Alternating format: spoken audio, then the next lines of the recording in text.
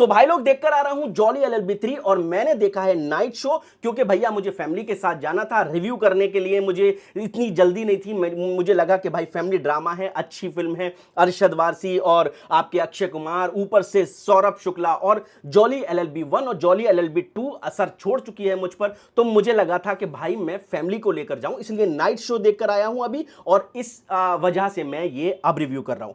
तो मेरी एक वजह और थी कि मैं जानना चाह रहा था कि आखिर जो पहला शो था, सुबह मॉर्निंग का जो पहला शो था, और अब नाइट का जो यानी कि रात का जो शो था, उसमें और अब में कितना फर्क आया होगा, माउथ पब्लिसिटी से ऑडियंस कितनी आई। तो इस वजह से भी मैं लेट गया कि ये भी पता लग जाएगा, चलो जाके रात में ही देखते हैं। तो खैर बहरहाल मैं देखकर आया जॉली एलएलबी 3 नाइट शो, और मैंने देखा कि माउथ पब्लिसिटी से शुरू के शो में जो कम शायद हमारे तरफ शहर में जो ऑडियंस कम गई थी, मगर नाइट शो में ऑडियंस खचाखच भरी हुई थी। मतलब अच्छा खासा थिएटर भरा हुआ था। और वो भी पहली बात तो ये कि भाई फैमिलीज जो थी वहां पर आई हुई थी, यंग जनरेशन भी थी, बट फैमिली थी, और काफी फैमिली थी, और मजे ले लेके फिल्म देख रही थी। बस कुछ लूप पोल थे जो मैं आपको पूरा बताऊंगा इस फिल्म के बारे में कि वो लूप पोल क्या थे। तो जॉली एलएलबी 3 में है अक्षय कुमार, अरशद वारसी और सौरभ शुक्ला। ये तीन तिगड़ी है जो कि भाई पूरी फिल्म को चला रही है, और साथ में है चौथे गजराज राव,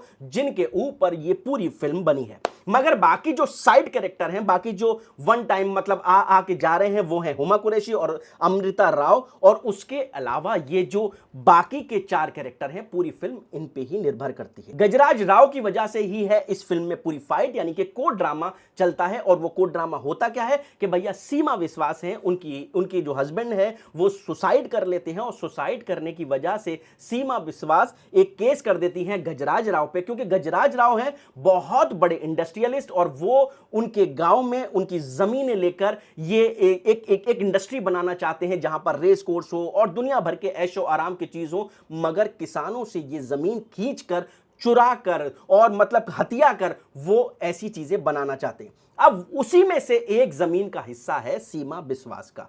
अब वो ही फाइट है कि सीमा विश्वास जो है वो अपनी जमीन कैसे देंगी, क्या करेंगी, और देंगी नहीं देंगी। तो उसी वजह से उनके हस्बैंड जो है वो सुसाइड कर लेते हैं। और भाई किसान का सुसाइड तो वाकई ना सीधा दिल पर लगता है। ये जो सुभाष कपूर जो कि इसके डायरेक्टर हैं, भाई मुझे लगता है उन्होंने जो कहानी उठाई है वो शायद इसीलिए उठाई होगी कि किसान की बात को उठाओ और आगे तक फिल्म खुद ब खुद इमोशनल हो जाएगी। अक्षय कुमार के साथ हो और आप अरशद वारसी के साथ हो तो ये कहानी और भी आगे बढ़ जाएगी, और ये किसान के ऊपर तो फिल्म भाई हर कोई चलती है।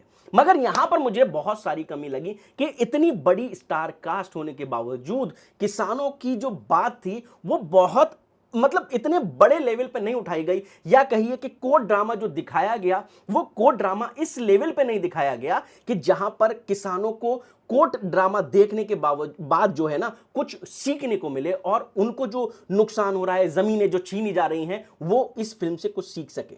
भाई अगर मजे में ही फिल्म बनानी थी तो भाई इस इशू को नहीं उठाना चाहिए था। मुझे लग रहा था अगर आप इस इशू को उठा रहे हैं, जैसे आपने जॉली एलएलबी 1 में उठाया, जॉली एलएलबी 2 में उठाया, थोड़ा आप ट्रिकी खेले थे, मगर यहां पर आकर भाई ऐसे ही सिर्फ फालतू में धीरे धीरे धीरे आप लेके चले गए इसको। किसानों का मुद्दा एक्ट में आप समझा सकते थे।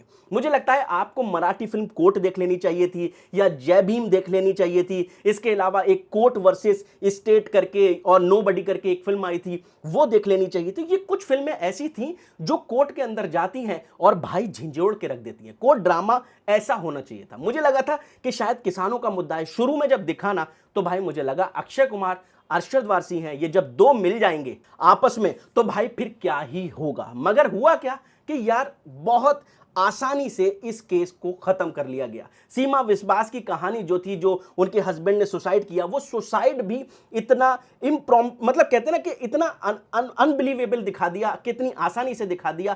थोड़ी सी फाइट दिखानी चाहिए थी, और सीमा विश्वास को तो उन्होंने बिल्कुल थोड़ा सा पार्ट दिखाकर इमोशनल खेला ही नहीं, जहां पर एक्ट के जरिए आप समझा सकते थे। और सौरभ शुक्ला जहां पर सौरभ शुक्ला जज हो और भाई वो धाकड़ तरीके से अगर एक्ट के ऊपर फाइट कर रहे होते तो मुझे लगता है किसानों को और बहुत कुछ जानने को मिलता और ये फिल्म कहीं और निकल जाती, शायद ये नेशनल अवार्ड भी लेके आ जाती। मगर भाई सिर्फ इसलिए हंसी मजाक पर आप फिल्म बनाएं और वो फिल्म आप इतनी आसानी से ले जाएं, थोड़ा सा मुझे कहीं ना इस बात का अफसोस रहा। क्योंकि अक्षय कुमार थे भाई, दूसरी तरफ अरशद वारसी थे, प्लस सौरभ शुक्ला थे और एक कैरेक्टर जो गजराज राव की तरफ से जो वकील बन के आते हैं वो है राम कपूर। तो भाई सब एक्टर परफॉर्म करने वाले थे।